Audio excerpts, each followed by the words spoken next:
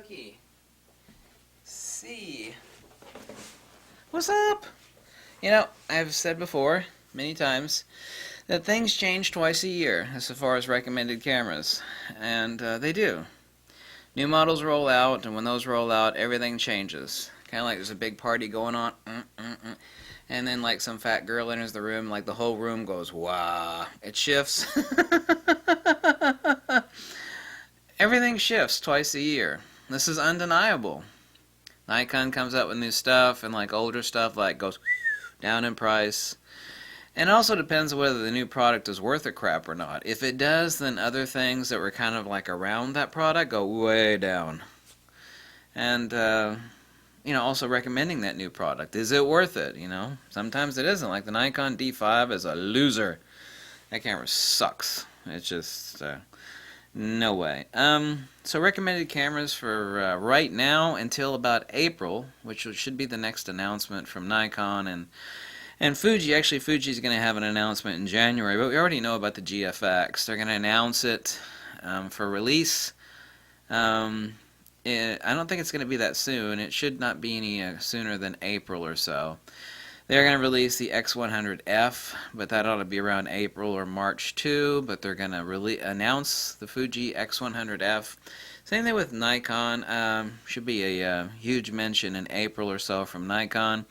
Nikon's 100th anniversary is next year. There are going to be some huge things happen at Nikon. I know for a fact, by the way, there's going to be a new 300mm 2.8. No, for a fact. I'm nearly 100% certain that they're going to dump the D750. They're going to ditch it in the drain, thank God. And then they're going to come out with an amazing new Nikon D780 or whatever it is they're going to call it. The D810, from all indications, is not going to be replaced next year. Nikon has something huge on the plate, on the burner. But the next huge thing on the plate is going to be the D780 or whatever it is they're going to call it. Basically like a full-frame version of the Nikon D500. Right now, until then, for example, I had been recommending the Nikon D800E, which was a really good value at $1,600. Now there's absolutely no way I can recommend the Nikon D800E. Why? It's like you've been recommending it for months now. Yes, but I've been telling you twice a year things shift.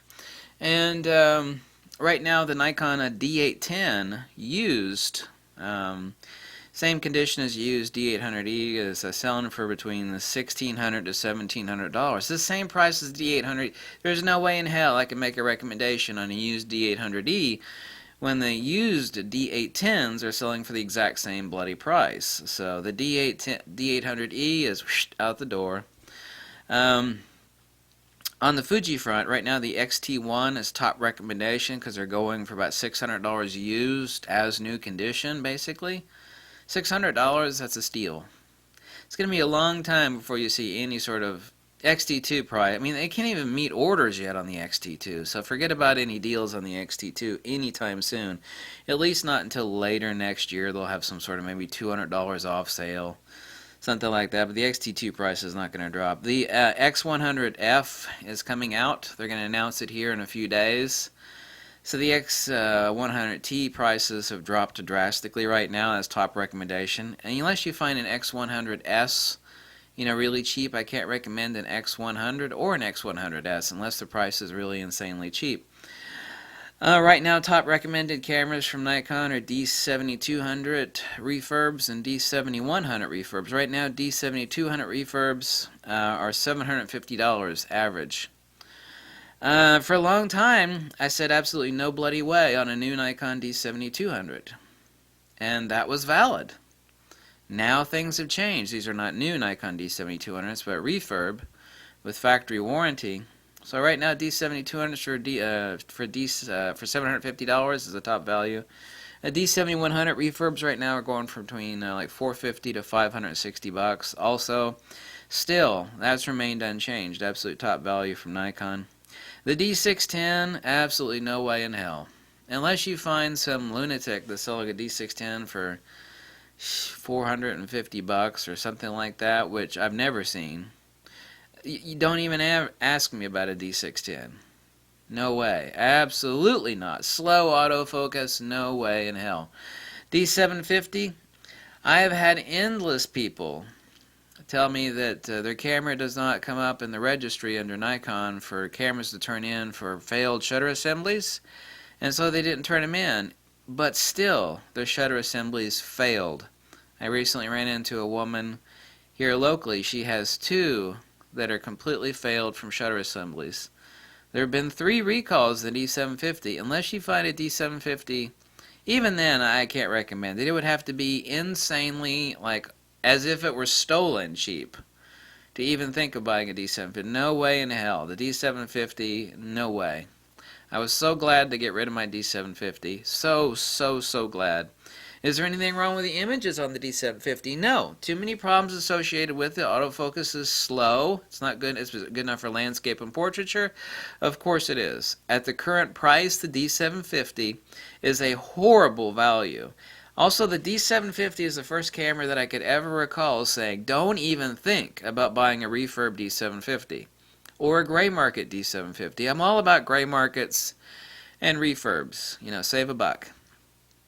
90% plus of the gray market D750s are sensor flare issues out of Europe that are, you know, they've got issues. Most of the D750 gray markets have issues. They have issues. Don't even think about buying a gray market D750. That's the first camera I could ever think of saying, no way. I just found a gray market D750 really cheap. Should I buy it? No. A refurb D750? Absolutely not. I've warned people not to buy a refurb D750. The D750s that are being repaired or end up still having issues. The D750 has been a debacle and a nightmare for Nikon. It's been a huge black eye right on their kisser. Nikon even knows it. The people on the inside will even admit it to you behind closed doors. No way to the D750. No way, no way, no way. For the same amount of money, you can get a D810 used, great condition. D810's not had issues, okay? No. No way. So D610 and D750, no way, no how, period. I don't care. You know, go buy what you want. You know, I don't make a dime either way. But no, don't even ask me about a D610 or D750. That's really the only things that have changed. The D800E is a no way because now the D810 is become the same price, and it's ludicrous to even think of buying a D800E when you can get a D810 for the same price. The D7200 now has become very reasonable. Before it was in the clouds, it was absurd, it was way too expensive for what it was, and now, no, I mean D7200 now is a great buy. So that's it. That's the end of year statement on best value cameras. Things are not going to shift. Things are going to shift for Fuji here in about a half a month, but we already know what Fuji's going to announce. And things for Nikon are not going to shift until probably about April at the very earliest, when they make an announcement, and Nikon will have a huge announcement for 2017. They absolutely must. I know it's coming, so. And that's it. So that's what's the deal at the very end of 2016, going into April up to June for Nikon and Fujifilm. Thanks for watching. Catch you later. Bye. If you like this video, drop a buck or two, or send me a big fat pizza, or tell me to jump off a cliff, whatever makes you happy. Happy New Year. Bye.